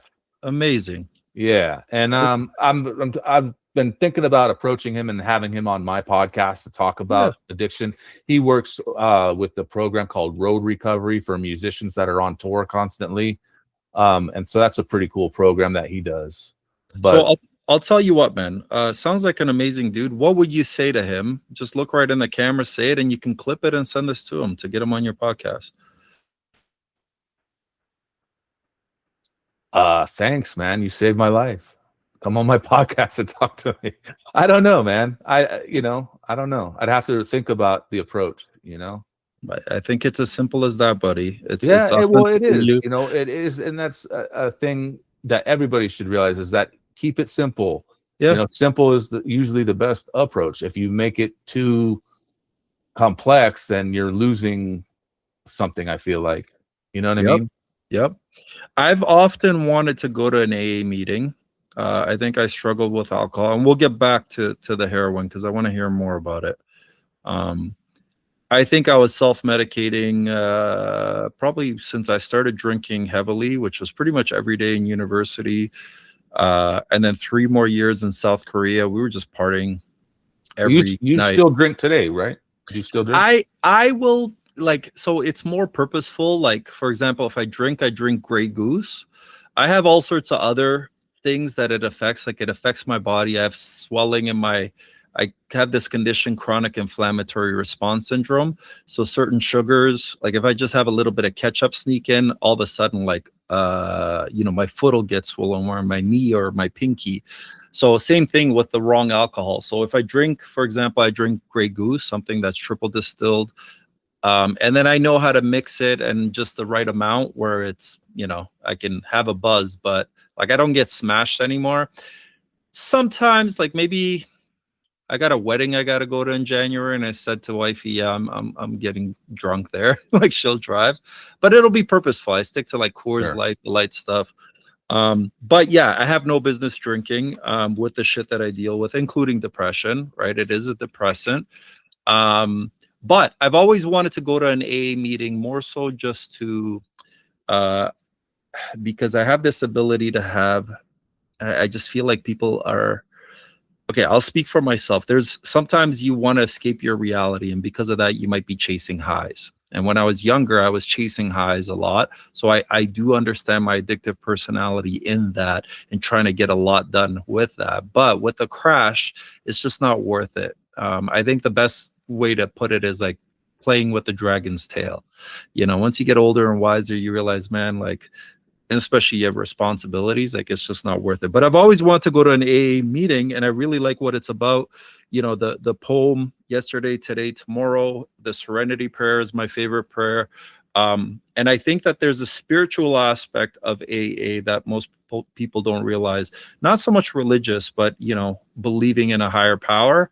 And I really like that. And that's something that I wanted to emulate as part of, the AA for Awakening, and kind of what we're going to do tonight, Friday at 9. I'm not going to say the name yet, but, in terms of giving men in particular a place where they could come and see that there's others like them struggling, and it's okay. And fuck, it's on you. You got to figure it out. But there's others that do what you do, and just don't give up. Hold on. So back to you, sir. So how did you then, when you had that relapse, what happened? Did you have family or? So no, sorry, it was David that helped you. So you texted him what, next day? How long did it take you to reach out to him? Well, I mean, I went probably for a week straight to meetings, and I would see him every day at the meetings. So the calling really didn't start till afterwards, because I had to stop going to the meetings because they were on the other side of town. Yeah. And it was too long of a drive without me having a vehicle. Like, I would have to borrow a vehicle to get there, and it just, wasn't working for me. Yep. But that's when the phone calls started. But I didn't really work the program, and it works for most people. It wasn't something for me though. Yep. And I don't have any problem with yep. I don't have any problem with the program. I think it's a great idea, and it does help people. For me, I couldn't constantly dwell in my addiction. And I feel like that's something that they do. You go to, they'd say do 90 meetings in 90 days. Well, you're just like, I can't go listen to people talk about their addiction every day, and then me talk about my addiction every day. It's too much. Like, I don't mind talking about it like we're doing right now. But if I had to do it every day, I would think about using every day. You know what I mean? Like, it would drive me bananas. Yeah, it'd be like me talking about Taco Bell daily. You have a Taco Bell addiction? Fuck yeah. Taco Bell. I guess not anymore, but yeah, I do like that crap. McDonald's, dude, like, right? And especially knowing what goes in there, right? Mm-hmm. We just talked about it on my episode with El Poopy. We talked about the food industry. I saw. And they're about to start using 3D printed meats and shit. Oh. Yep. So I'm going to put it below here, your conversation with him as well, so people can catch up. But yeah, it's scary when you really think about it, and just do your own research. Again, use AI and just figure out, are there enough chickens? Great point. Kentucky Fried Chicken changed their name to KFC. Why would they do that? Oh, it's an acronym. Really? They just shortened it. Like, these brands, just like look at even Coca-Cola, right? Back in the day, they put cocaine in it, but they put real sugar. You could still get it.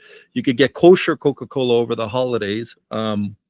Well, like out here, we can get Mexican Coke, which has and the Mexican Coke, right? You know? So it's a little bit better. But look at anything. Gatorade's a great example too. It used to be a true electrolyte. Look at the ingredients and look at what it is now. So all these companies buy it up. They make it on the cheap Krispy Kreme donuts. I don't know how it is in the States. Here it's crap now.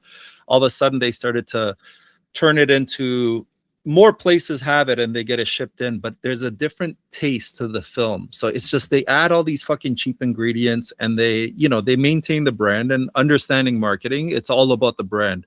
People recognize it and they think they're getting the same product. Meanwhile, it's like, there should be a word for it, because we have inflation, shrinkflation. There should be something about ingredients. You and I will come up with it.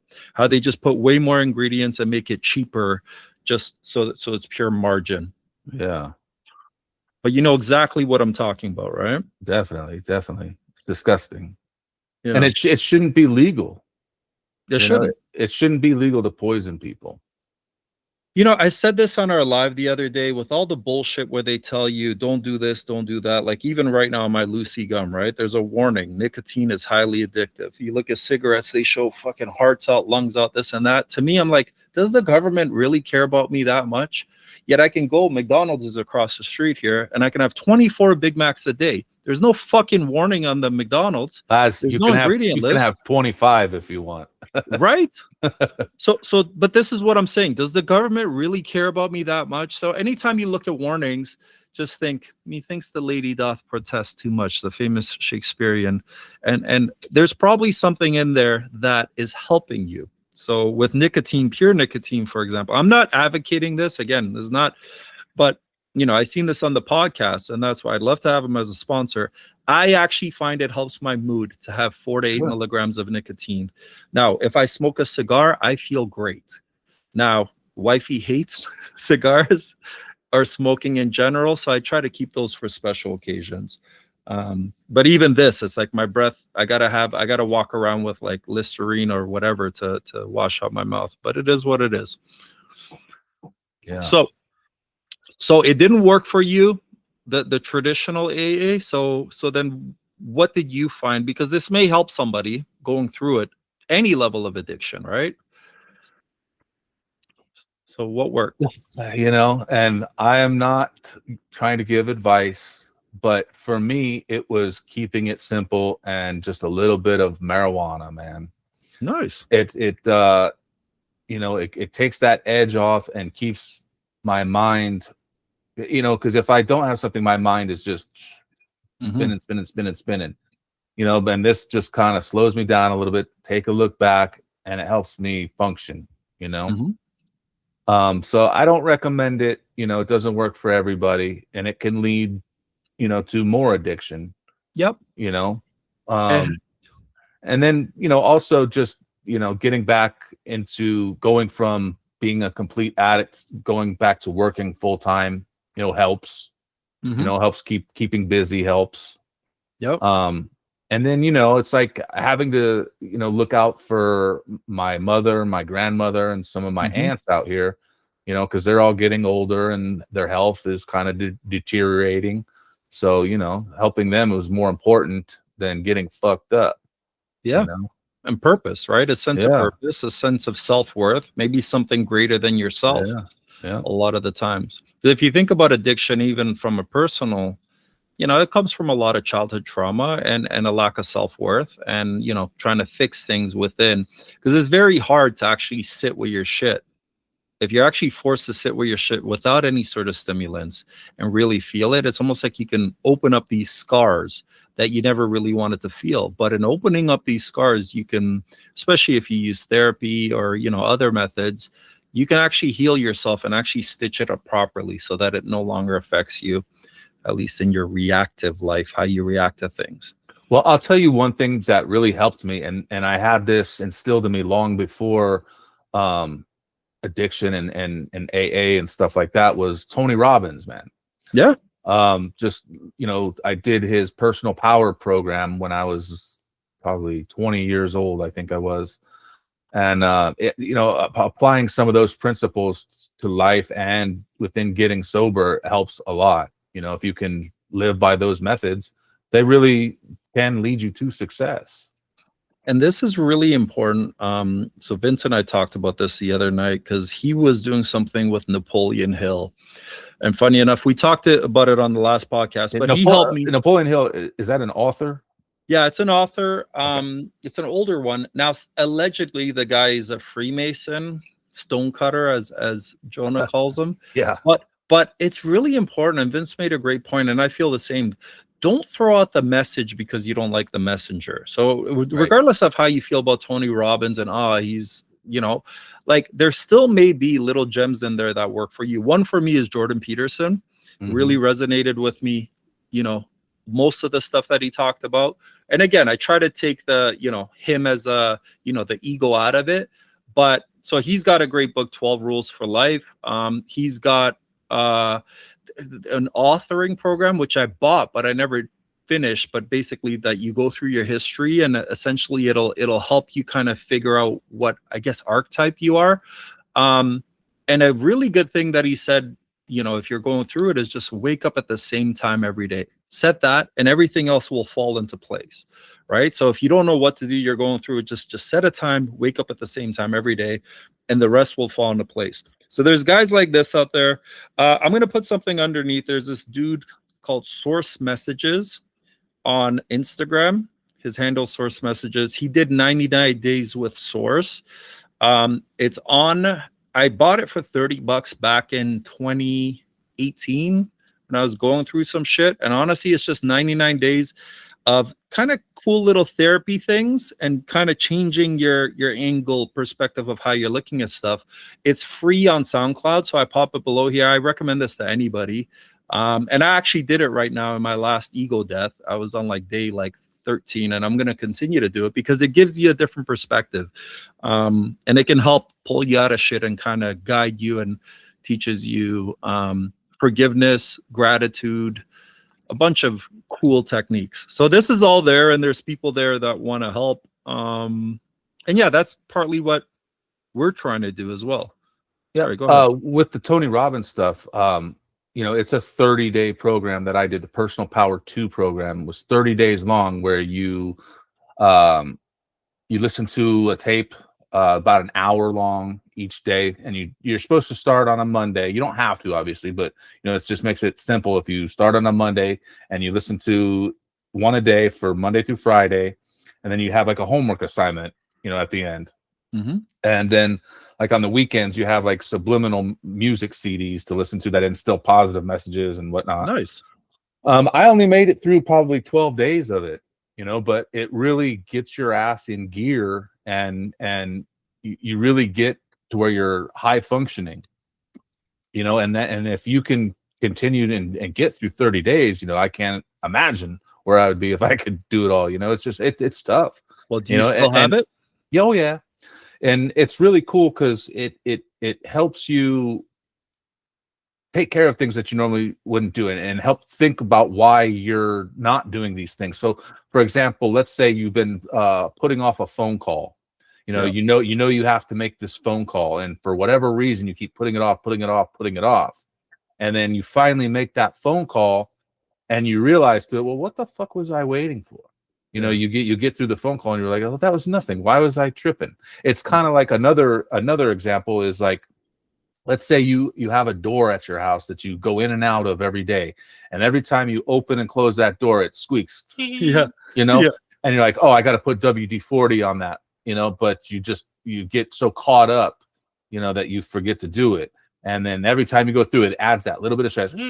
Like, oh, I gotta do that. And then you finally do it. It's like, oh my God, it took 2 seconds. And now I don't have that little bit of stress every time I go in and out of this door. It's just little things like that really can make a difference in your overall life. Well, I'll tell you what, if you can find it, this is something that would definitely help with what we're trying to do on Fridays at 9, even if we just play a little clip from it, because I'm sure people can still get this stuff, and probably at a highly discounted rate, right? Tony Robbins seems to want to help all and has different levels for everybody. You can get his book, Awaken the Giant Within. I believe it's free. I think you can get it on the Internet Archive. Okay, we'll add it under here. Yeah. So that's a great book to read, Yeah, anything that we mention here, like just add below, and then it becomes a nice book, and it's easy for you guys. You guys go below to the comments, and you'll be able to get everything that we talk about. So you feel free to do that as well, to add it in the comments. Sure. I do my best to catch everything, but sometimes I miss things. Okay, so you were 12 days in, and what happened? You started to see light, and it just started to lift, or? Well, it's like you just start getting so much accomplished, you know, like because you part of it is like you make lists of things you got to do, you know, and then that list gets so long and you start crossing stuff off, and I mean you're just in motion, always accomplishing a task or doing something, you know. And I mean it gets to be a lot, you know. Yeah. Like you're just busy, you know. Yep. And that helps tremendously. And then what about, like, do you still get temptation? It's been 10 years. Are there times where you're all the time? Okay. In fact, like I talked about it in the episode with Meyer that we did about addiction, that, you know, if somebody came up to me today and had heroin, I would probably hit it with them. Oh, that's very honest. Yeah. Yeah. I mean, it's that. Now I would do that, but then I would also know that I have to cut this person off immediately because I can't be their friend anymore. Yeah. You know, so, but it's like, but you'd hit it first and then probably. Yeah. I mean, maybe I wouldn't, you know, I don't know. And that's the question. How do we get you to the point where you would cut this person off immediately? And well, it would have to be somebody that I didn't know already. You know what I mean? Because none of my friends are doing that. You know what I mean? Like I can't be around that type of people, you know? Look, there's a saying, and it's kind of a cliche, but you are the average of the 5 people you hang around with the most. And there's a lot of truth to that. I'm part of the Wu-Tang Clan. Damn. Dude, on this point, what happens when Wu-Tang comes after you? What are you going to do when they give you a cease and desist? I don't think they will, but, you know, we'll find out. Yeah. We got cease and desist letters from Fox News Corporation back in the day because we had a business and we were Fox wholesale distributors. And so they took us to court, but we ultimately won in court because you can't trademark Fox. Exactly. It's an animal. You can't. Exactly. Like, fuck you guys. Yeah. So. Oh yeah. I mean, in the end, the beauty of cease and desist is you get it, and then it's up to you. Okay, I'll stop. Yeah. So I think they would probably get a kick out of it, if anything. And if anything, all I would have to do is change the logo. I could still use the name. Yeah. You know? Yeah, exactly. Exactly. All right. So what are some positive addictions that you have? Positive addictions. Yeah. Wanting to help people, you know. Okay. Yeah. I think that's a good thing, you know. Sometimes people can take it the wrong way, but I think, you know, I always want to see people do their best, live their best life. So if it's like, if I see something that you're doing wrong and I think I can help you in a way, I'm definitely going to try to, you know, like, and a lot of it is like little things that I've learned from like Tony Robbins, you know, tell someone, hey, if you make this slight adjustment in your approach, you're going to get better results, you know? Yeah, it's kind of like if you see a kid shooting around and you know, he doesn't have his elbow tucked in or shooting off his palm, like you feel a need to be like, hey man, just put a little space on that, you know, get your elbow under. But yeah, you're right. Some people don't like that. I had a case, I was shooting around at what is it, LA Fitness, right? I get there early when the pros would come. The pros would come at like 5.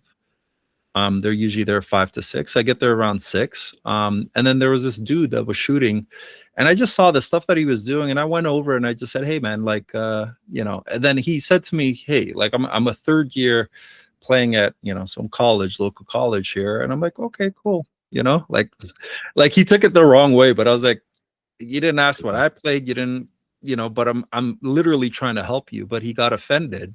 Yeah. Because he was doing some dumb shit and I was trying to show him.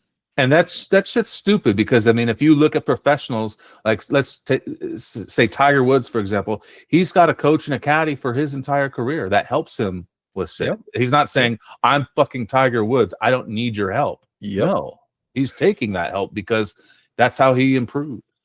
Dude, you know? I've heard some of the best presidents, right? U.S. presidents. I think, what's his name was one? if he's even real. The dude with the top hat. Abraham Lincoln. Abraham Lincoln. Didn't he make like all his cabinet like the exact opposite, like on the other political party, just to keep him honest? I have no idea. I probably made that up. Spread the misinformation. But I know the greatest presidents would have these not yes men, but the opposite, that would question their every decision and give really, really sound arguments why, so that it would help them ensure that they're making the right decision. And I think true leaders do that. They have people around them that can tell them straight, like, nope. Right. Yeah, you got to have that different viewpoint, because you might see something that I'm not. Yeah. You know what I mean? Like I totally believe in that. You can't have yes men around you all the time, you know? Because look what happens to people like Diddy.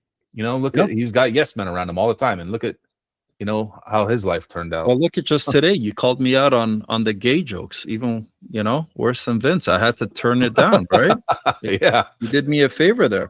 All right, man. We're exactly at 90 minutes, so we can kill it right now, or we keep going. No, just keep going, man. Let's organically finish it. Here we go. All right, so we're gonna go another 30 minutes. I know you said you got a hard out coming up, so.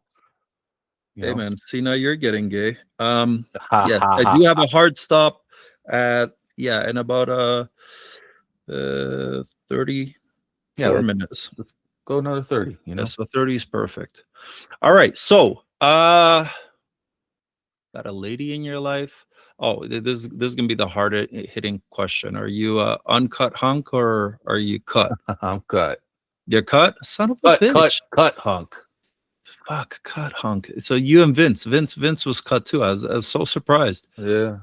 I'm totally against it now. You know, if I had a kid, I definitely wouldn't.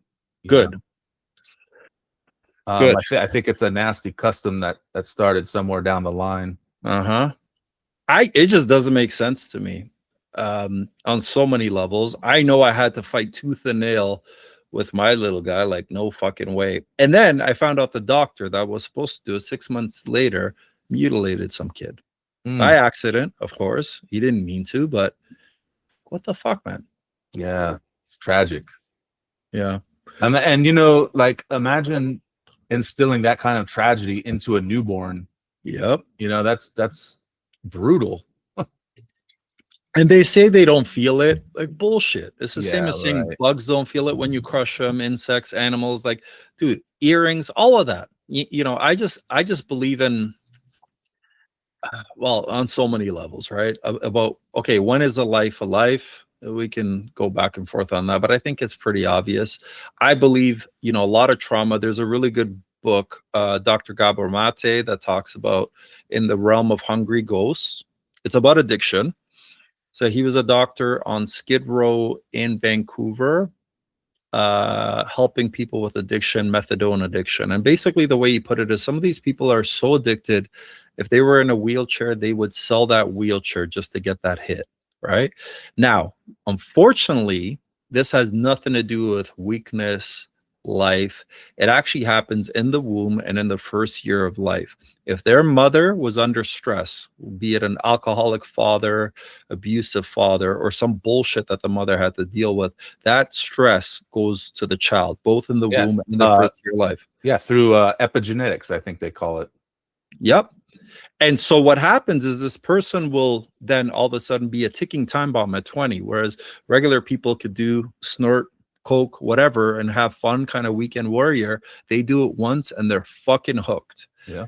Plus all the trauma that they've seen in their life that they've never fully processed. So there's no real way to fix the problem other than methadone, and people are, anyway, the book is very, very intriguing in that sense.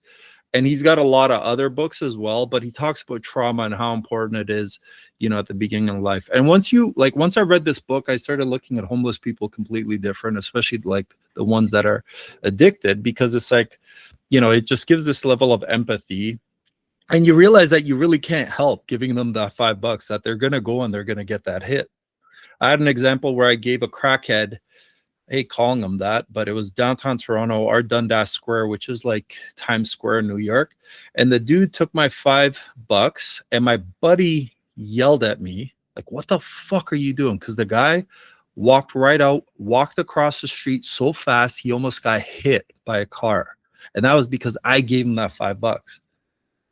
Right. And my buddy's right. Like you shouldn't have given it to him. Yeah. You know, like you could have caused that accident. Yeah. But you don't know that when you give him that $5. Yeah. He could have put that $5 in his pocket and bought himself a haircut or something later. You know what I mean? It was obvious he wasn't getting a haircut, dude. No, I mean, it was like he was like, and he was very pushy. But I know what you're saying, and that's what we want to think. My personal thing now, the way I look at it is, hey, if I have $5 and it's my only $5 and I see somebody, it makes me feel good when I give it to them. I know it's not going to any good, but it makes me feel, especially once I realize fasting, just how powerful fasting is. It's like when they have the hungry signs, it's like, you're not hungry. I know you're not hungry. Like, you know, but anyway. So that's selfish of you then.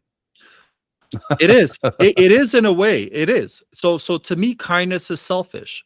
And dude, just like you say, you help people. I help people and I uplift people because I partake in their joy. If I can make them 10% happier, I'm actually 10% happier. Yeah. And if I help 20 people a day, I'm 200% happier. It gives me a sense of purpose. So it is selfish. You're 100% right. I'm very honest with myself. Running spaces was selfish. It was for me. It made me feel good, right? Doing these podcasts is for me. When I'm done this, I feel good. My heart is full. And hopefully it'll help other people. So I don't know why, but and maybe I'm a codependent, right? But whatever. Like as long as I set proper boundaries and do the stuff that I enjoy and not, just say yes to everything. Yeah, it's hard sometimes not to say yes to everything, like if you're a people pleaser, you know, you don't want to disappoint people. There's a really good account on Instagram. It's called the People Displeaser, and I'll pop it in the comments. And I want to show this to you too in terms of marketing. The dude does a phenomenal job with marketing, and he has really, really good advice. And he actually says people pleasers are really selfish, funny enough. Yeah. And then he explains why. He went through addiction, alcohol, and probably some other hard stuff too. I don't know the guy personally, but I will try to get him on at some point. But from a marketing perspective, he's like very good with his programs and stuff like that. So we can talk about that too. Have you ever thought about doing like any personal help, like mentoring, coaching people with addiction or helping them overcome addiction? Because I know your method is unconventional, but there's some people that really resonates with, right? Like I kind of said earlier about how AA and that type of approach didn't work for me. I feel like if I did that, I'd be doing the same thing, like drowning myself with it and surrounding myself with it. Got it. You know what I mean? Like it's like such a personal thing, and I don't feel like I give the best advice. You know what I mean? And like I mean, it's interesting though, because you just said, the unconventional approach might work for other people as well. Not to do. Yeah. Like what you said, seeing somebody and right away being like, okay, I can't see this person again, and not taking that hit.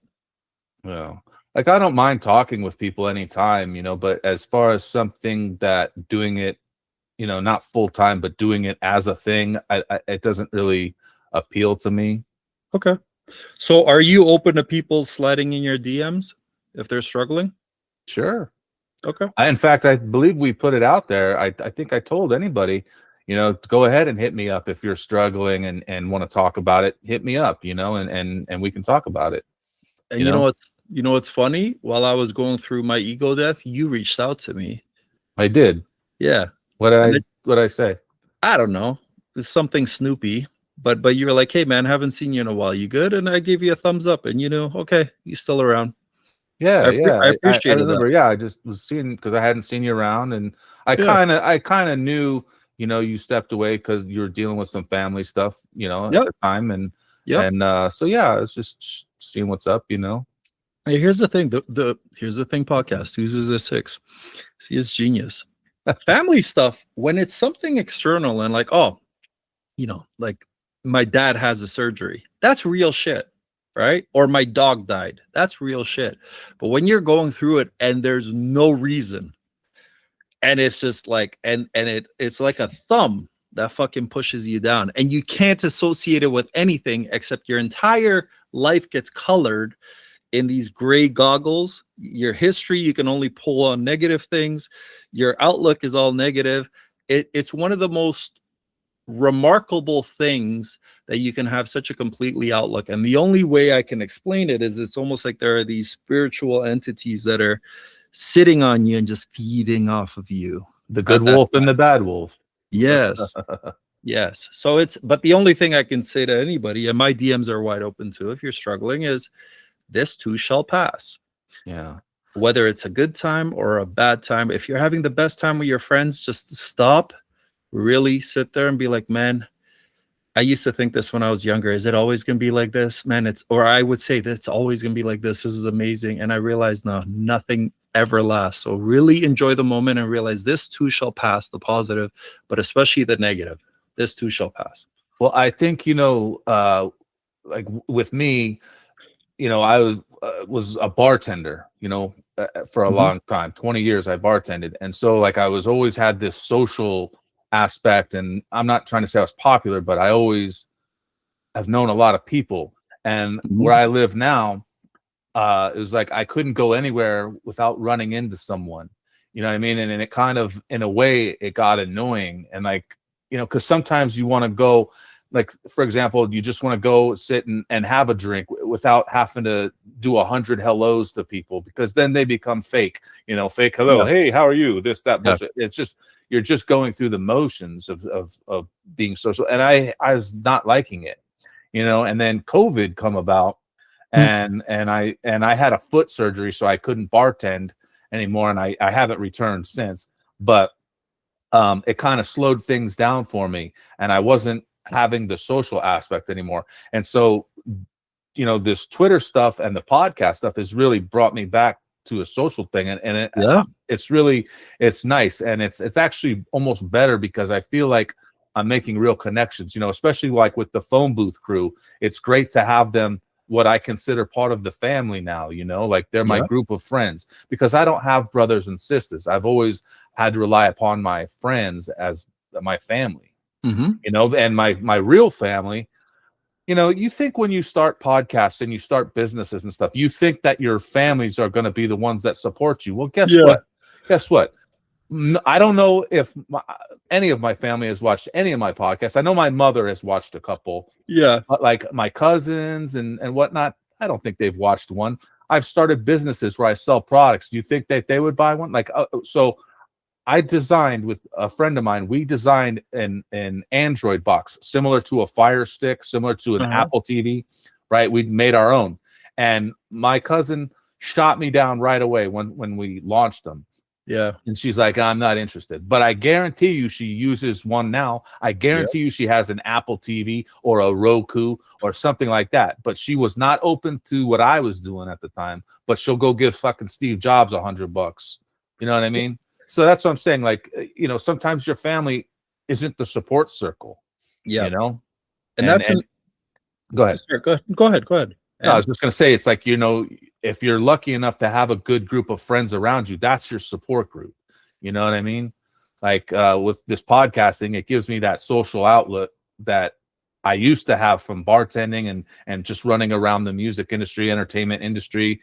And it's something different, but it fills that social need that I have, because if you don't have that, you're just lonely and you can get depressed, especially with people like us that struggle with it. Yeah, 100%. And I'm really glad you say that. Like, friends are the family you choose. In most cases, family, if my family wasn't family, especially like extended, I would never even talk to them.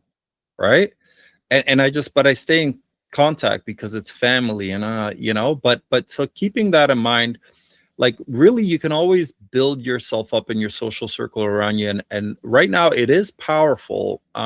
For example, I can't think of a better thing to do on a Friday night or a Saturday night, other than maybe a date with wifey, eating some good food, than being on one of these live podcasts or watching one of these live podcasts of like-minded people that are talking about shit that I find interesting and giving an angle on worldly events, but from an awakened perspective where you're not buying into the bullshit and being pragmatic too, not saying, well, this is all fake and gay and whatever, but looking at it and being like, well, some of this, okay, we don't have enough information here. Like, I really like the color you guys put on, worldly events, right? And the way you guys kind of disseminate that information and really kind of pick it apart with the bright minds you have.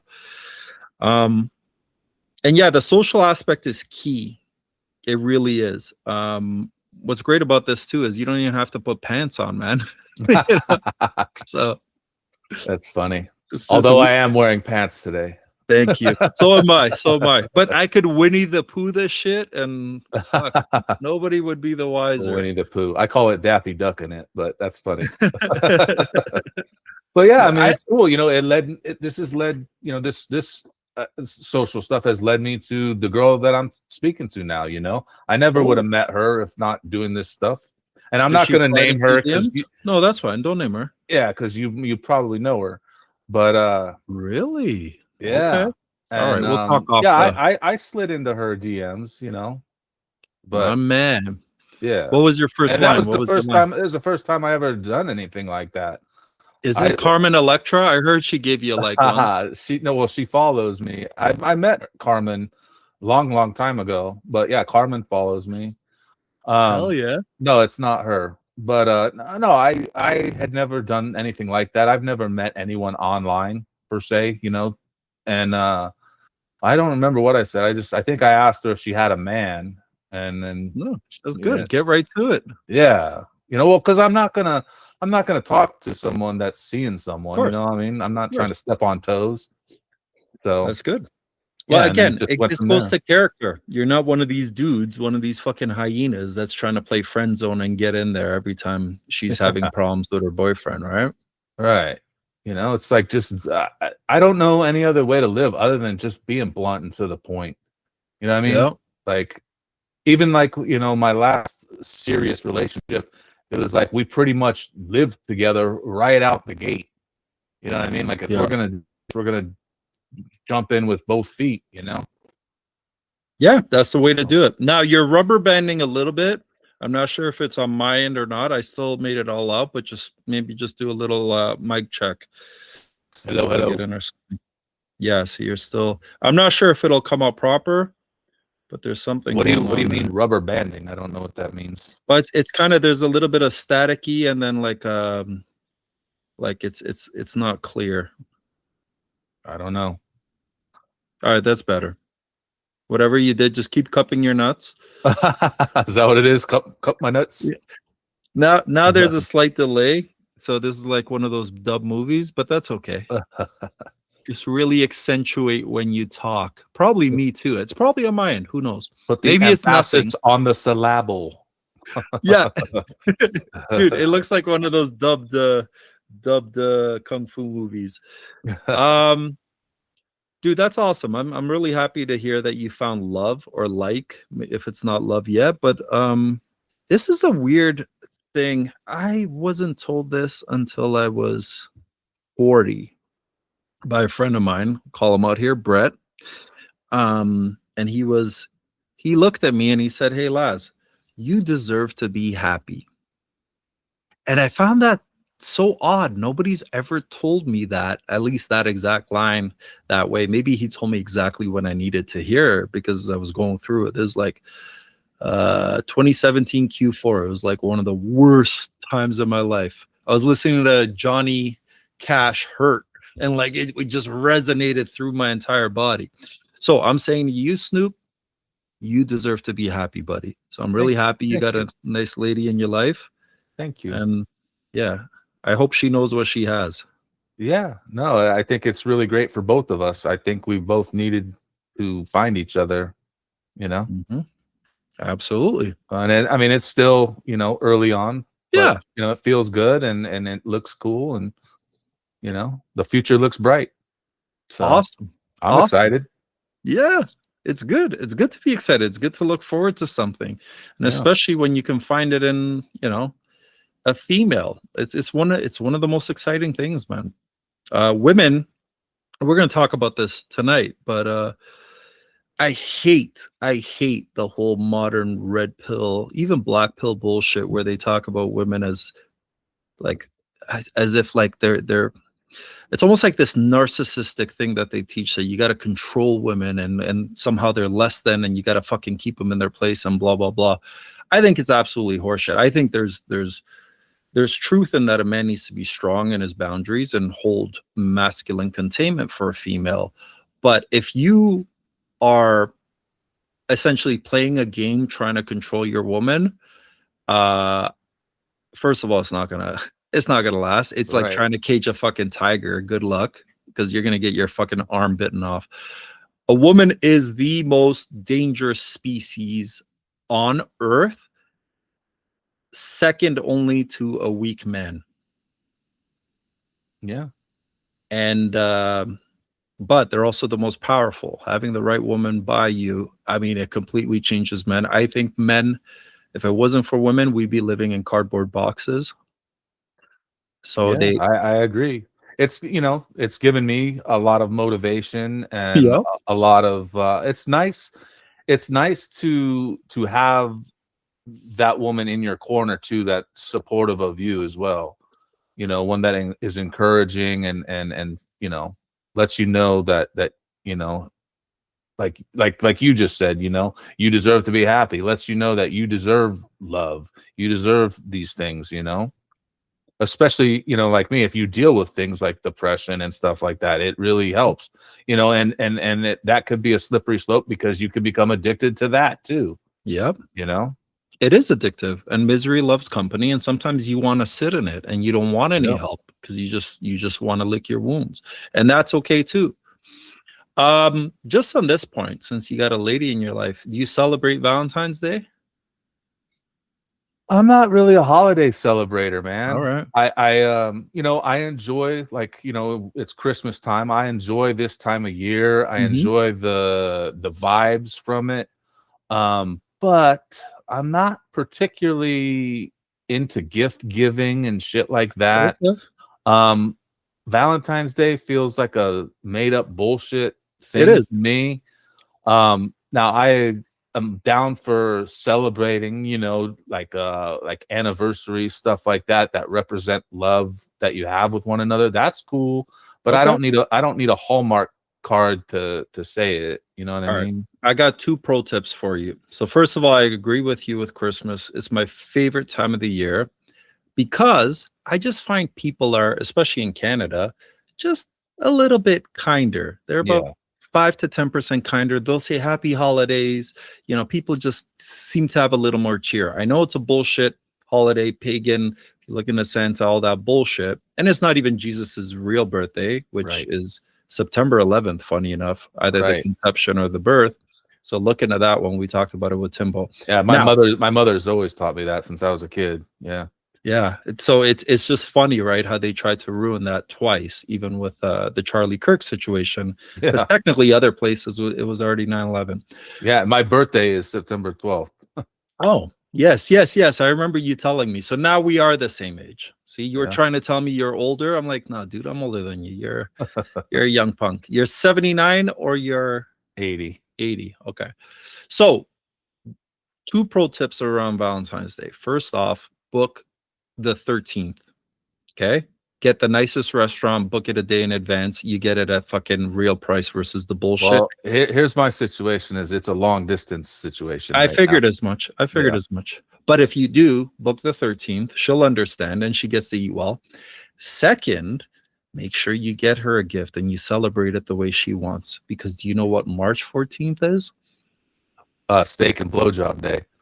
There you go, my friend. So get that into the mix, but make sure you celebrate her well on Valentine's Day.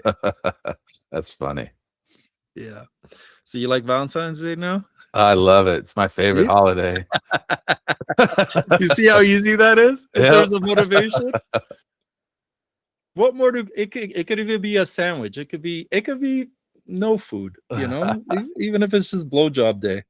Right. So, all right, dude, we have about like 6 minutes left here. Let's talk a little bit more about Here's the Thing podcast, phone booth, what you guys are up to, where people can find you.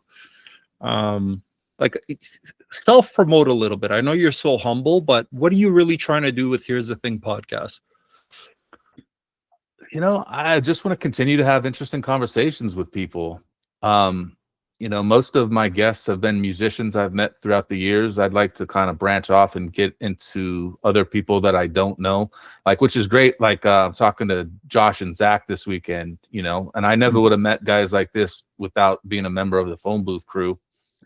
So it's cool because these guys blow my mind, like, you know, because they know so much about these different things. Like I don't even know what I'm going to talk to them about yet, you know, because like, there's just so many different ways I could go with them. And Jonah's like that too, man. I love talking to Jonah because it's just like he can talk about anything, and like not that he's an expert in it, but he's got a vast knowledge of stuff that he brings to the table. So, you know, it's really cool. I learned words from Jonah. I learned new words.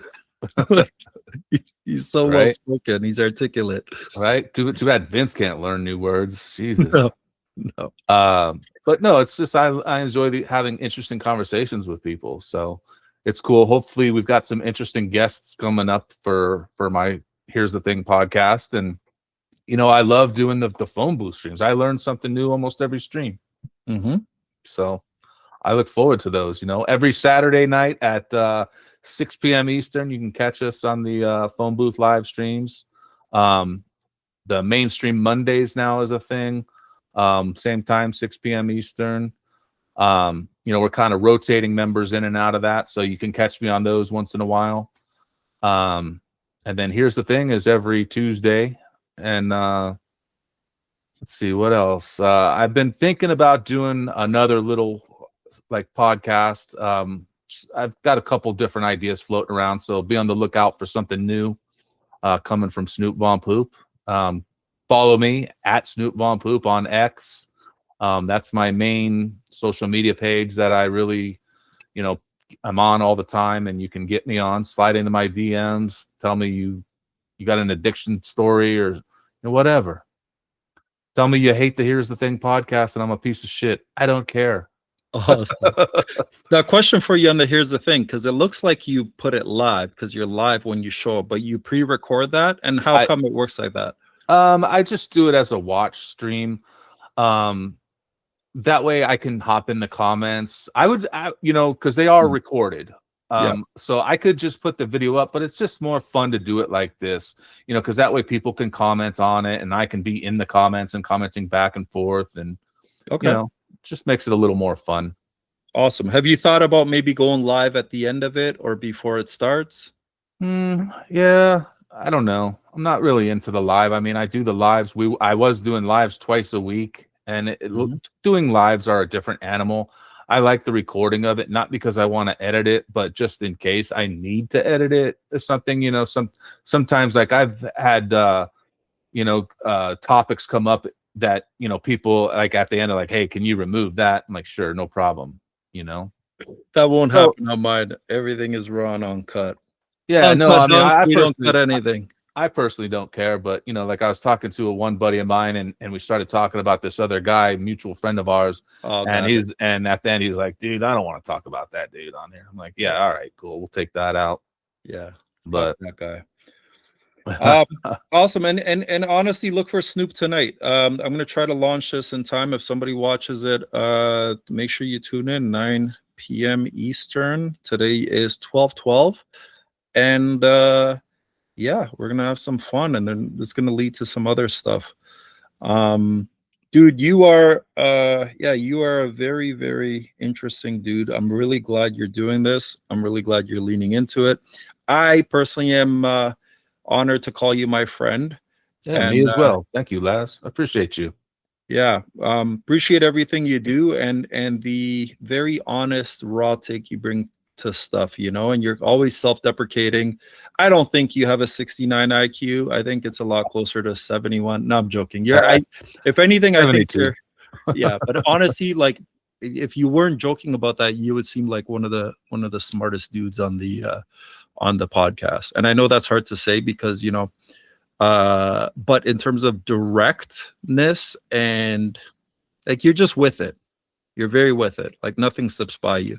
And yeah, I appreciate you. I really enjoy you being on my podcast or conversation, because it's not even a podcast. If you ever need a filler, just let me know. I'll come in last minute for your Here's the Thing. I know we did like a half an hour, but I really enjoy these conversations. Dude, thank you so much for having me, man. This has been a blast. You know, this is a different kind of conversation, and I enjoyed it for sure. Dude, it's great. I almost got you to smile. Drink some more Monster.